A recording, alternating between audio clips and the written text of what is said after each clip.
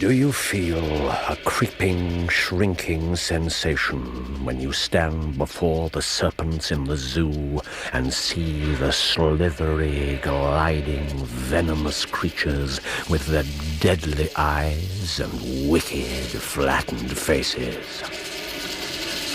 Well, that's how he impresses me. I have had to do with 50 murderers in my career, but none of them gave me the same feeling of revulsion. Heaven help the man, and still more the woman, whose secret and reputation come into the power of Milverton.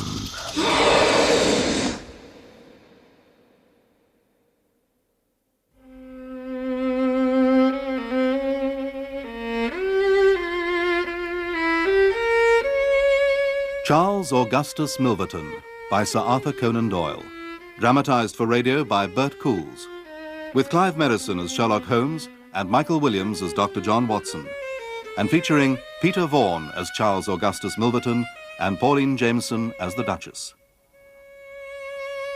Charles Augustus Milverton.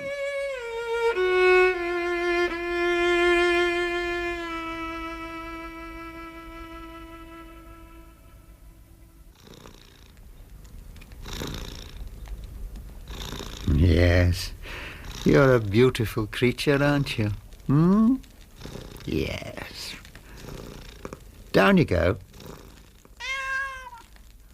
And now from one beautiful creature... Let me see. My dearest, you will of course have seen the announcements, but I could not rest until I had written you this personal note. How can I ever repay you for what you have done for me and for my husband? Why are you reading this to me, sir? The Duke is the happiest man on the planet. It has given him a sense of pride and self-respect, such as I thought he would never again enjoy. I repeat, sir, I fail to see the relevance of this. His heir is a fine, well-formed, healthy child, as I knew he would be. Do I need to continue? There is more specific content? No, I see that I do not. How did you get that letter? That is hardly the point, Your Grace. Pray come to the point, Mr. Milverton. Oh, you disappoint me. How is your eminent husband? I hear that the Duke's health is failing. That is no concern of yours. Oh, but it is. I should hate to see him disturbed or shocked in any way at such a delicate time. His son is in excellent health, though, is he not? All England buzzes with word of his triumphs. Great things are promised, great things. You would not dare. Pray do not insult me, Your Grace. What do you want? Ah, how very sensible of you. £10,000. There was I, waiting at the church, waiting at the church, waiting at the church, when I found he left me in the lurch. Lord, how it did upset me blindly. All at once he sent me round a note. Here's the very note. We could have stayed till the end, Aggie. I've got to get back. Yeah, I know. Come on, then. Harry, What? come here. I thought you... Aggie! Harry, Logan, sometimes I wonder about you. What are you going to be like after we're married? After we're married, we'll have somewhere a bit more private, won't we? Well, I certainly hope so. I don't fancy doing it in the street. Aggie! God, Harry, what am I going to do with you? Come on. I really have got to get back. Hold me hand, at least. All right. Harry, What? you wouldn't do that to me, would you? Do what? Leave me at the church? Of course not. Good. You may not be much, but you're all I've got. Come on!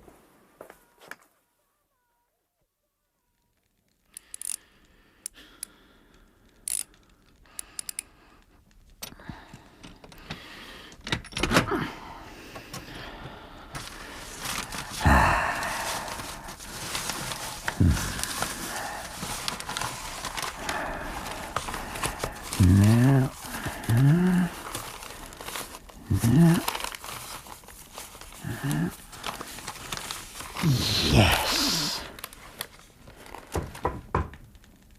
Ah.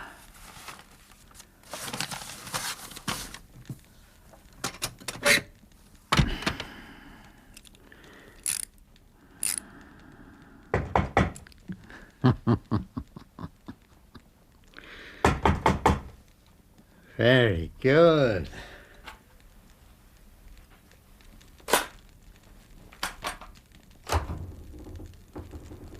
Lady Eva Brackwell.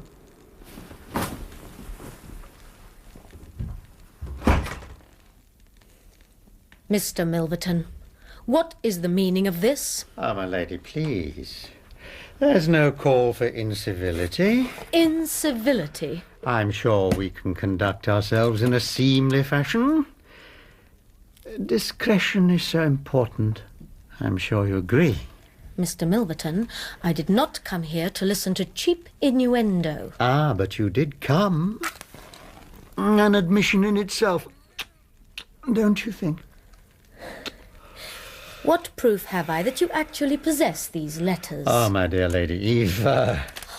Show me. Oh, dear. Oh, dear me, no. That would hardly be sensible of me now, would it? Surely the fragment I sent you was proof enough? I take it you are trying to blackmail me. Oh, such an ugly word. But if you insist on it... Well, it won't work. There's nothing in those letters to shame me. Oh, really?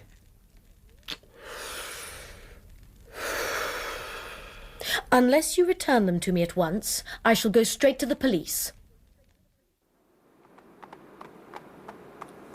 Is the light still on? Master's study. He's got another visitor. Well, this time of night? Yeah, sometimes. Oh, damn. That means the gates will be unlocked. Well, what's the matter with that? I was looking forward to you giving me a leg up over the wall. I know. Aggie. Look, I gotta go. If I'm caught out the house this late, I'll get the push. Might be a good thing, what you've told me about his nibs in there. Harry, shh. You think jogs grow on trees? He sounds like a nasty bit of work to me. What's he do, anyway? He doesn't do anything. He's rich, isn't he? So who are these visitors, then? Harry Logan, you ask too many questions. You're afraid of him. Aggie, you're afraid of him. Do you think I wouldn't? Oh, my dear young lady, of course you won't. The police? What would be the profit? I suppose I might spend an uncomfortable week or two in prison. But what's that compared with your absolute ruin? Then I shall simply tell my fiancé everything. Oh, I admire your courage. What do you mean? Oh, surely you don't imagine that I embark on these transactions without first carrying out my research?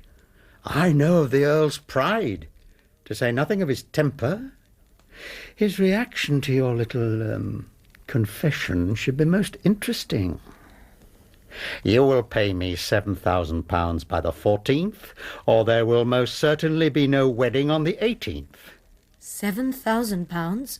A small enough sum to secure your future happiness. I shall never pay. Just as you like. And I shall put an end to your filthy occupation. Oh, I think not. Neither you nor anyone. Charles Augustus Milverton. He's the worst man in London, with a smiling face and a heart of marble. Oh, Mr. Holmes, you describe him exactly. Not I, my lady, a previous victim. Another client of yours? Yes. Were you able to help her? Him. No, I was not. Oh. But surely this Milverton must be within the grasp of the law. I threatened him with the police, Dr. Watson. You're a very brave young woman, Lady Eva. Oh, I'm afraid not. It was an empty threat and he knew it. Yes, none of his victims dare hit back, so he can squeeze and squeeze until he's drained them dry. How does he get people's private letters? From servants in the main. He buys them, presumably. Oh, yes. Yes, for enormous sums. I happen to know that he once paid a footman £700 for a note 2 lines in length. 700? Yes, and the ruin of a noble family was the result. There are hundreds in this city who turn white at his name. Well, I do not propose to give in to him. Then what exactly do you want me to do? As much as I hate to say it, I'm powerless, unless you're prepared to allow a public scandal. I cannot. Well, then. I want you to meet him on my behalf. Certainly. You may be able to discover some chink in his armour. That's possible, isn't it? I must warn you, I think it's very unlikely. Nonetheless, I wish you to try. Of course. And if the worst comes to the worst... My lady? I wish you to negotiate the best possible terms with that monster. All at once he sent me round a note. Here's the very note, and this is what he wrote. Can't get away to marry you today. Agatha. Oh, sir, you startled me. Did I now? Carry on, girl, carry on. Yes, sir. Thank you, sir. That's the way. Nearly finished, have you? Yes, sir. Soon be nice and warm in here. I'm expecting a visitor. Tell Hopkins, would you? On your way out. Yes, sir. Of course.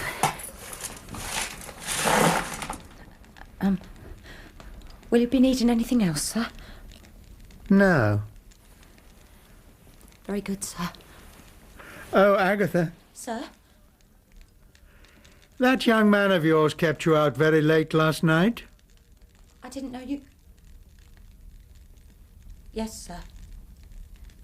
Sorry, sir. See it doesn't happen again. There's a good girl. I should be sorry to lose you. Ah, splendid. Hampstead Heath on a crisp December morning. There really is nothing quite like it. That I'm prepared to believe. Holmes, why are we here? No, the fresh air, the invigorating walk. Please. I'm the purveyor of fiction, remember? Here. Charles Augustus Milverton, agent. So... The address. Ah. But we're not calling on him, surely. I'd have thought Baker Street for a first meeting, tried to unsettle him a little. Quite, though I doubt he's easily unsettled anywhere. Well then? We're here to observe, to examine the habitat of our snake before we pick up our forked stick. A man's house can be remarkably informative.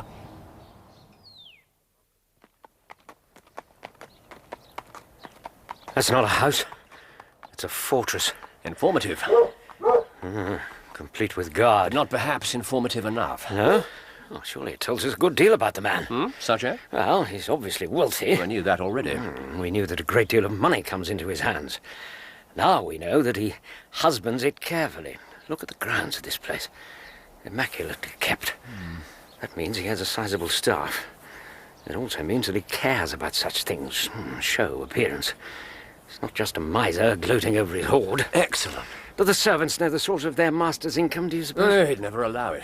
It could give them a potential hold over him. What, blackmail the blackmailer? No, it has been done. I could quote you 7 examples from this country alone. Now continue with your character analysis.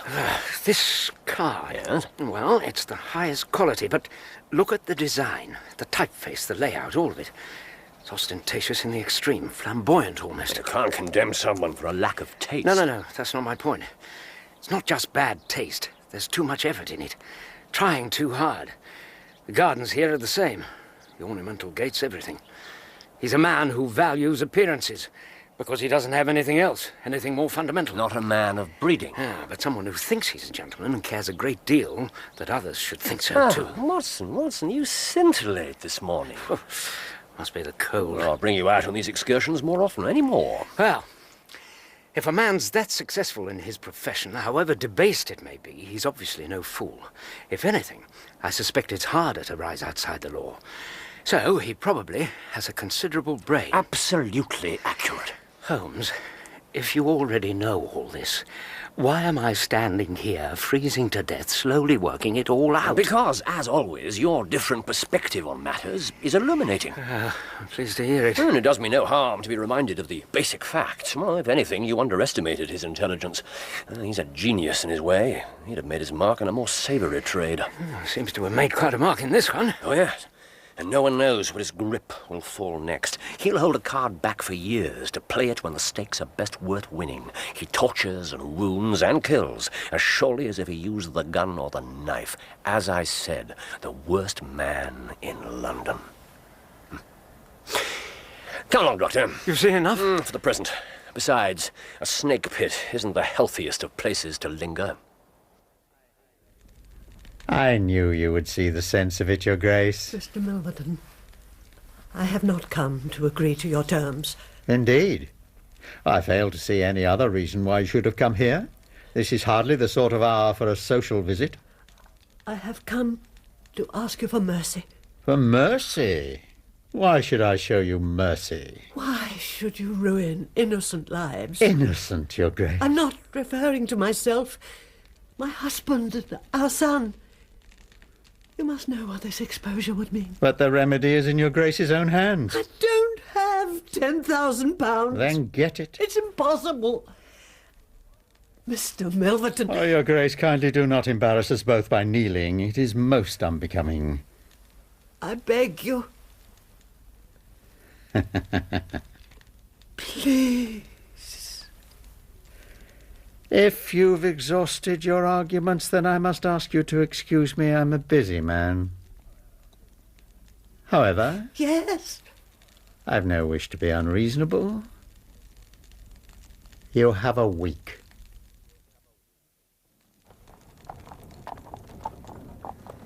He's here. A very expensive carriage, superb horses and a liveried footman. And there's the man himself. Very good. Describe him. Have you never seen him? Never. Well, he's small and stout. I suppose about 50, balding. Details, Watson, details. Yeah, well, Holmes, I saw him for about 5 seconds. Spectacles. He wears spectacles. He's smoking a cigar, large, obviously expensive. And he's wearing a sort of shaggy astrakhan overcoat. Not exactly the height of taste. You know, it's ridiculous, but... What? He looks for all the world like Mr. Pickwick. Watson, make no mistake. This man is the king of all blackmailers. He has the cunning of the evil one. Shh.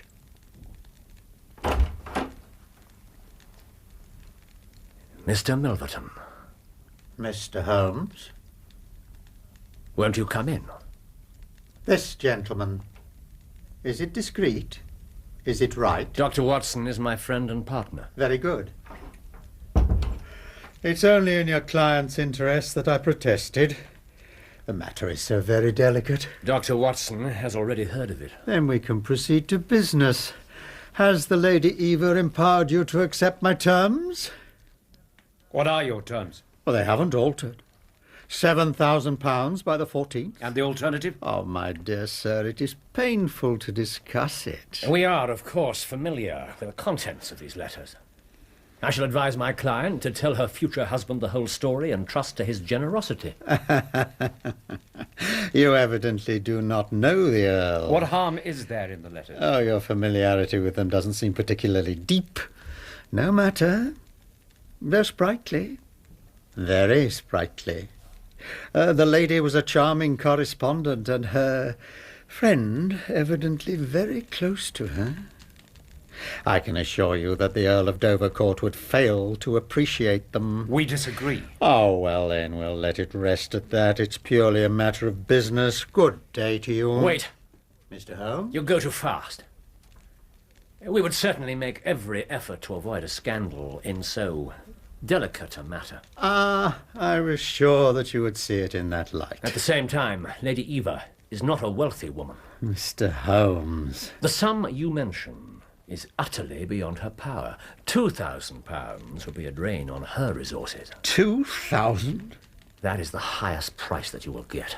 Oh, but the occasion of a lady's marriage is surely a suitable time for friends and relatives to make some little effort on her behalf. They may be hesitating as to a suitable wedding present. Well, That little bundle of letters would give more joy than all the candelabra and butter dishes in London. Impossible. How unfortunate. I can't help thinking that ladies are ill-advised not to make an effort. Look at this. This belongs to... Well, perhaps it's hardly fair to tell you the name until this time next week. By then it will be in the hands of the lady's husband. And all because she will not find a beggarly sum which she could get in an hour by turning her diamonds into paste. It is such a pity. And you argue about terms when your client's future and honour are at stake? You surprise me, Mr. Holmes. You really do. I thought you were a man of some intelligence. Surely it's better for you to take the sum we offer than to ruin this lady's reputation. That can't profit you in any way. Ah, but it would. I have 8 or 10 similar cases maturing. If they knew that I had made a severe example of the Lady Eva, I should find them all much more open to reason. You see my point? Now, sir, let us see those letters. Mr. Holmes! You can't leave this room without getting past me. I don't believe you have that capability. Oh, my dear sir, your reputation for insight seems to have been grossly exaggerated. A Webley's number 2. Small but effective, particularly at short range. This gives me the capability, wouldn't you agree? And you, Doctor, would be advised to try no heroics. Put down the chair. That's better. Now be good enough to join your partner by the door. Excellent. Gentlemen, I was expecting you to try something original. This has been done so often.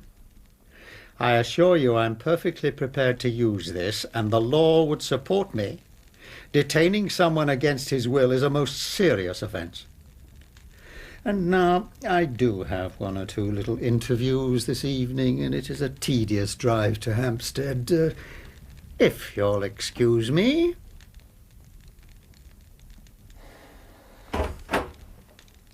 Thank you.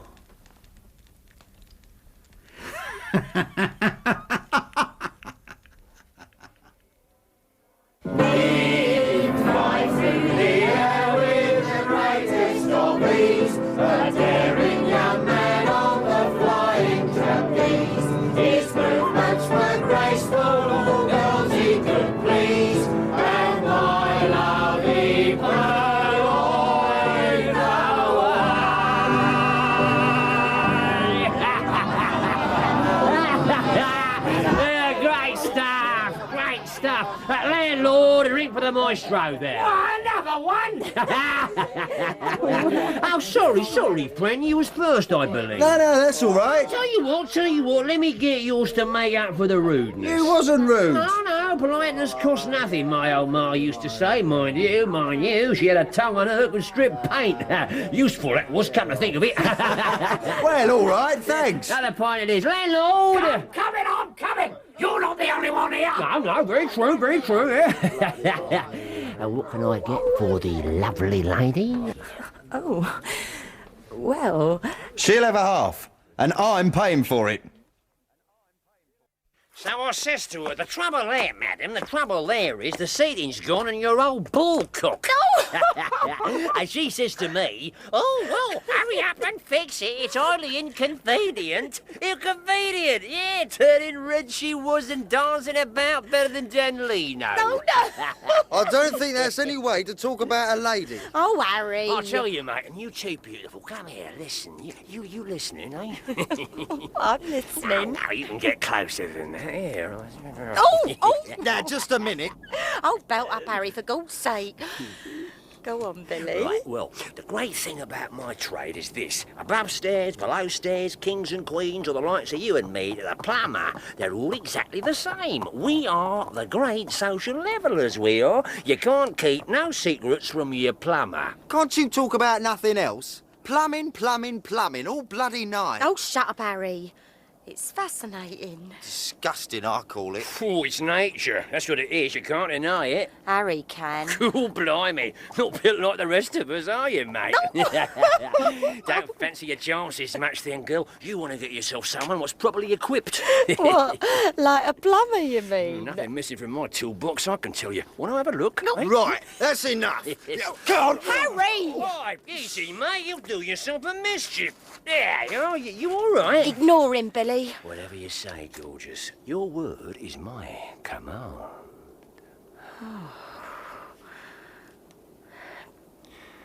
So, you're, doing all right then, are you? Doing great, Gil.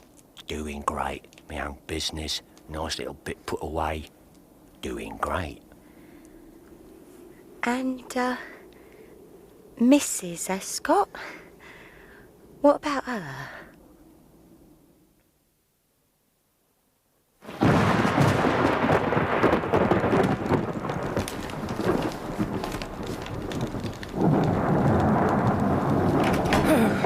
Oh, really, Mrs. Hudson? It's only rain. It'll dry. What's happened? What makes you think something has? Because for the last 5 days you haven't been back much before 10. It's only 4:30. Do you mind if I change while we talk? No, not at all. Thank you. This gentleman has his points, but as a constant companion, he leaves a great deal to be desired. Know what I mean? Do you, Gav? Know what I mean, eh? Yes, I believe I do. So, are you actually going to tell me at last what you've been up to? You wouldn't call me a marrying man, Watson. No, indeed. Yes, then you'll be interested to hear that I'm engaged. My dear fellow, To congratulations. Milverton's housemaid. Holmes! I wanted information. Oh, surely you've gone too far. It was, necessary. It's outrageous. Well, I've got everything I wanted. I know Milverton's house as well as I know the back of my own hand. But the girl, what about her feelings? Yes, well, I rejoice to say that I have a hated rival who will certainly cut me out the instant my back is turned. Even so. But it can't be helped when you consider what's at stake. The marriage of a society beauty. Why should she deserve more consideration than a serving girl? It's not just the Lady Eva. If I'm successful, I'll be able to put an end to all Milverton's activities. What exactly are you planning to do?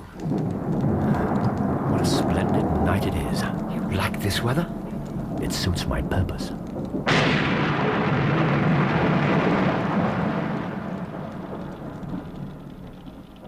Your Grace, I'm so terribly sorry.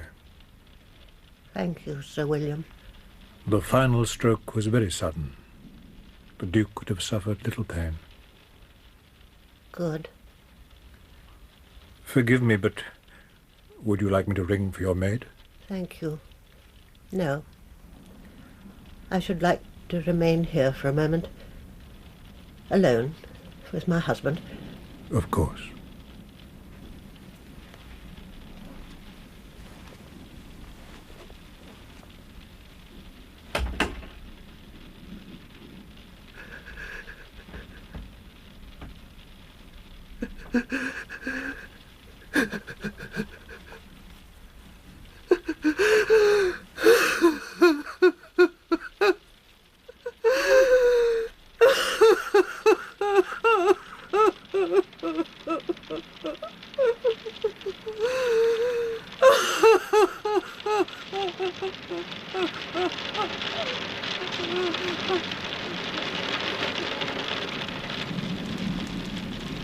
My dear fellow, I've given it every consideration. Detection, capture, an honoured career ending in disgrace. I wouldn't adopt so dangerous a course if any other were possible. But the thought of you at the mercy of that odious man... Calm down for a moment and think, Watson. Look at it clearly and fairly. You'll admit that it's morally justifiable, even though it's technically criminal. All right. It's morally justifiable.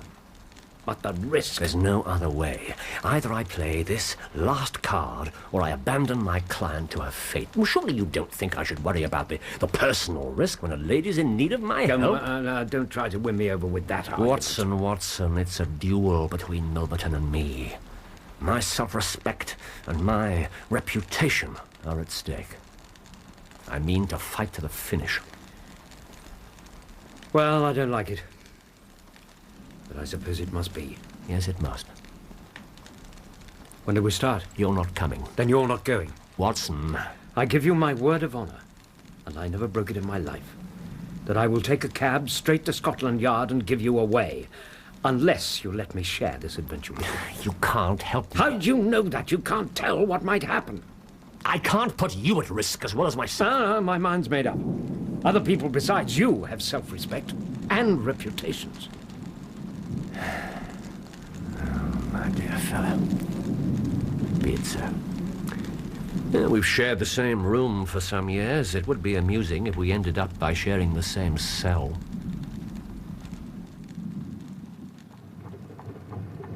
You know, I've always had an idea that I'd make a highly efficient criminal. Let's hope so. This is my chance of a lifetime in that direction. Look at this. What is it? First-class burglary kit. Nickel-plated jemmy, diamond-tipped glass cutter, adaptable keys. Yes, every modern improvement which the march of civilization demands. You brought the dark lantern. Yes. And these. Oh. Here. Yes. Masks. I made them out of black silk. Oh, I see you have a strong natural turn for this sort of thing yourself. Yes, well done. You see, not a glimmer of light in the windows. Oh, yes, everything's going splendidly. Good. What about the dog? Oh, Aggie, that's my fiancée, would have chained it up to give me a clear run at her room. Good God. Save the scruples for later, Doctor. Besides, she's doomed to disappointment. Now, that's Milverton's bedroom, next door to the study, where the safe is. You're sure he'll be asleep? Yes, and impossible to wake, according to Aggie. Yes, it's a standing joke in the servants' hall. Now, that door leads straight into the study. It'll be locked and bolted. Too noisy to open. What then? Around the side. Follow me.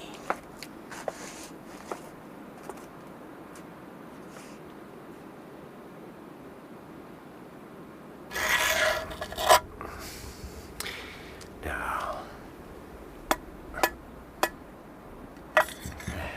Excellent. Be careful of those edges. They're razor sharp. Thank you, Doctor, but I have done this before. Now, the key is always left in the lock. There. So, from this moment on, we're criminals. Actually, we've been criminals from the time we walked through the gates, entry with intent to burgle. When I put my hand through the glass, the offence changed to burglary proper. Section 25 of the Larceny Act. Maximum punishment, life imprisonment. Thank you very much for the information. You're welcome. Now, I suggest we leave the technical discussion until after we're finished. It's pitch black. I'll light the lantern. No, not until we're in the study. Now, I know the way. Give me your hand. Here. That's very good. Ready? Ready. Come then. To work. This is the door to his bedroom. Right. And then... yes, the study. Locked? No, wait. You hear anything? Nothing. Yes, all right. Right, very well. Good grief. Quiet.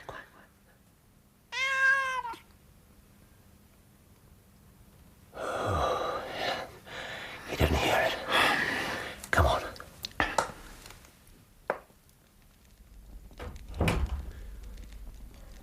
Why is the fire still burning?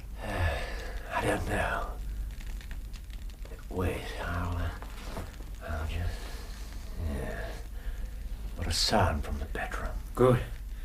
I'll unlock the garden door, secure our retreat. Good man. And I'll just... shimmy. Holmes? What? It was unlocked all the time. We could have walked straight in. Yes, I don't like this. So we've no time to lose. Can I do anything?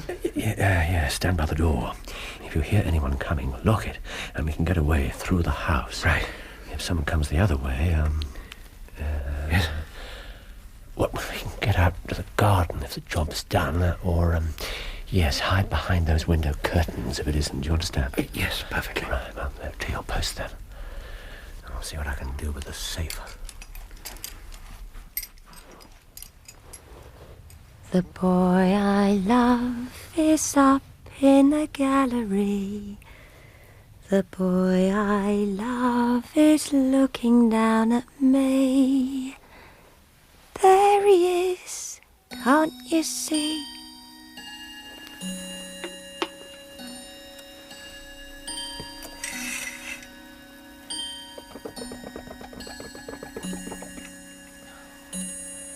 Where are you, Billy?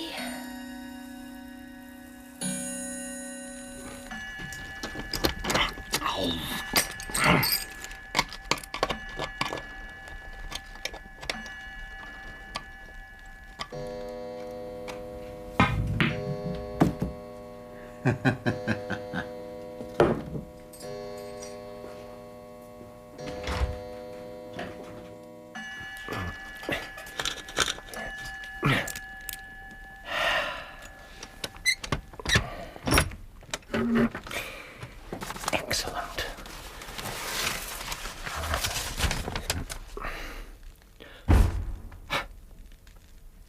Did you hear that? Yes. Get my tools. Yes, that's everything back.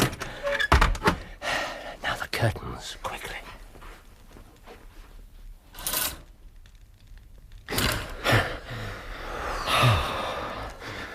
A servant?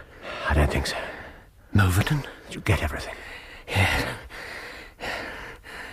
Perhaps he's not coming in here. Careful. I'll be able to see if the handle turns.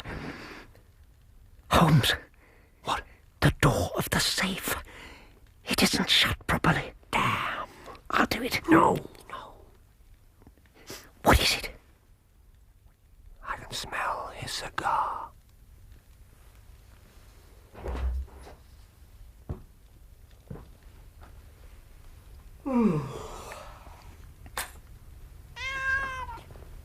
Yes, I know, Puss.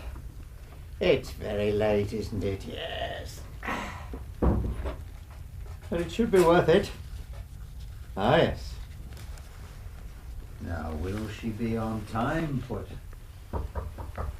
Oh, admirable. Down you go. Patience, patience. A visitor. At this time of night. I should have foreseen it.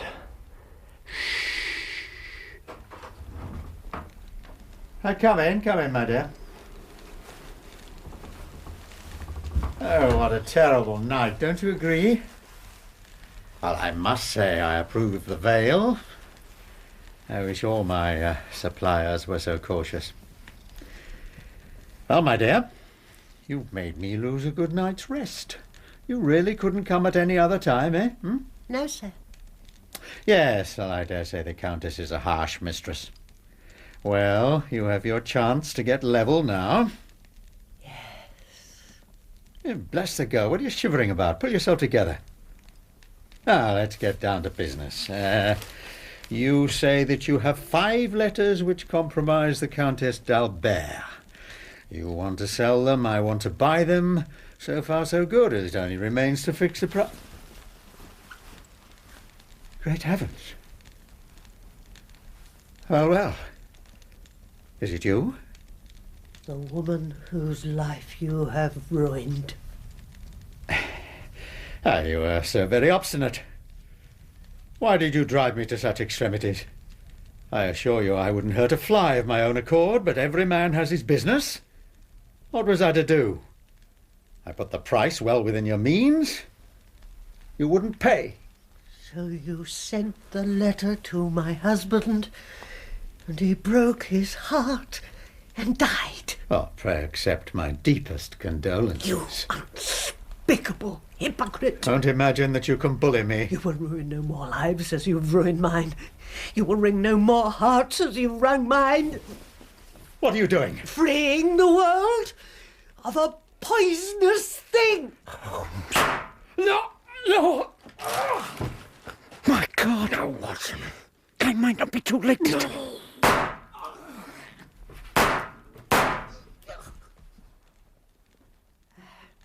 This is for my husband.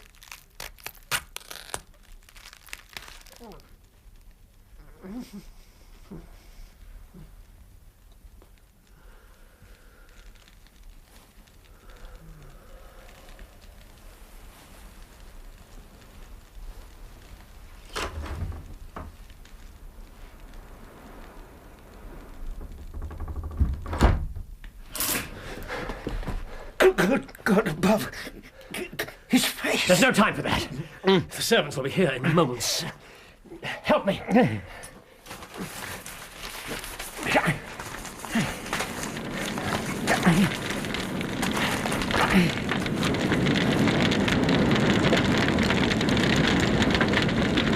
After burning all of the victim's private papers, the murderers made their escape across Hampstead Heath. One of the two masked men was caught by the under-gardener and got away only after a struggle. He was a middle-sized, strongly built man with a square jaw, a thick neck and a moustache. Yes, well, rather vague. That might be a description of you. That's not in the least funny. Yes, actually, I agree. Who's on the case? Lestrade. Oh, well... Holmes, he's no fool. No, but it's extremely unlikely that he'll look in this direction. Why shouldn't he? Well, Scotland Yard have had their eyes on Milverton for some time. Now, Lestrade will decide that the killers were being blackmailed and that their sole object was to avoid social exposure. That's hardly going to suggest us. I wish I had your certainty. Watson, our client's happiness is secure. A sizable part of the population of London can sleep easier tonight. What's wrong? Well, it's this. In that room when I was on guard and you were working on the safe. Yeah. I don't think I've ever been as thrilled. Not once. Not in all the times we were on the right side of the law rather than the wrong. I don't know, I rejoiced in it. Yes, it's a powerful drug. And besides, our cause was right. It was a chivalrous mission. Yes, of course. But what happened then? It was none of our affair. Well, how can you say that? We stood and watched while a murder was committed. Could you have prevented it? Perhaps. I don't think so. Watson, what we achieved would have put Milverton out of action for a year. Well, perhaps less. Instead of which... there must have been another way. No. There are some crimes which the law can't touch. And you believe in private revenge? I believe in justice.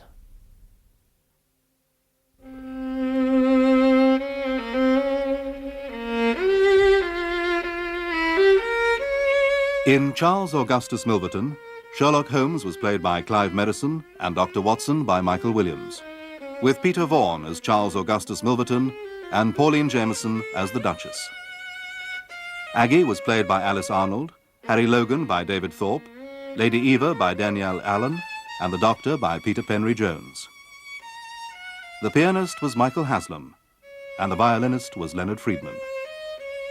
Charles Augustus Milverton was dramatized for radio by Bert Coules and directed by Enid Williams.